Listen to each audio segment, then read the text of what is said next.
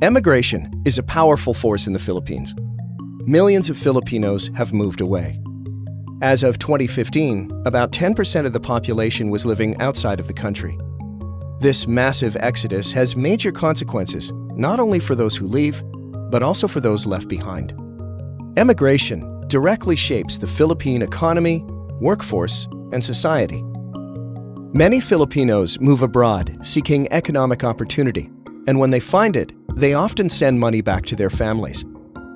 These financial transactions are called remittances, and they are an essential building block of the Philippine economy, accounting for nearly 10% of the country's GDP.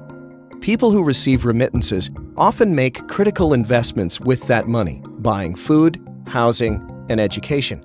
This steady flow of foreign money acts as a form of insurance, helping people weather regional and domestic financial crises. However, dependence on overseas workers makes the Philippines more vulnerable to forces outside of its control, like if foreign governments restrict migrant labor, or if the value of a foreign currency drops, reducing the benefit from remittances. Emigration also affects the Philippine workforce. The government promotes emigration as a way to combat unemployment, arguing that more people leaving the country means more opportunities for those who remain. And with fewer job seekers and less unemployment, employers will have to raise wages to compete for labor. But there's no evidence that this is the case. Instead, some experts argue that emigration creates brain waste. At least a third of Filipinos who move overseas have some college education, yet work in menial jobs or jobs unrelated to their degree. And immigrants who gain valuable skills abroad and return to the Philippines often choose to leave again rather than put those skills to use at home. With so many people outside the country, the social structure inside changes too. The majority of immigrants are women. Many leave to pursue professional opportunities that may be harder to find at home. And emigration can provide an escape hatch for women who are stuck in unhappy or abusive marriages and unable to divorce.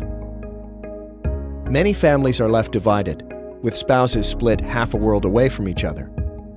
Though it may boost families' financial prospects, emigration disrupts traditional family dynamics. With one parent absent for long periods of time, many Filipino children can miss out on parental guidance and support, and other family members may need to take on the responsibility of providing care. Emigration affects different Filipinos in different ways. Many see it as a path to prosperity, but the lowest-income Filipinos can't afford to migrate. And even then, making the move is no guarantee of financial success. Nevertheless, emigration still benefits millions. In fact, the Philippines recognizes Migrant Workers' Day, celebrating their important contributions every June 7th. It's an annual acknowledgement of how this movement abroad shapes life back home.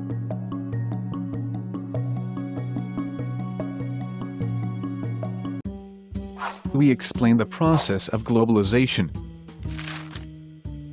Globalization is the term used to describe the way countries are becoming more interconnected, both economically and culturally. Globalization is an international process driven by trade, investment, technology, and finance. This process has effects on the environment, on culture, on political systems, on economic development and prosperity, and on human physical well-being in societies around the world. Globalization is not new, though. For thousands of years, people, and, later, corporations, have been buying from and selling to each other in lands at great distances. One such example is the famed Silk Road across Central Asia that connected China and Europe during the Middle Ages. But what exactly drives globalization?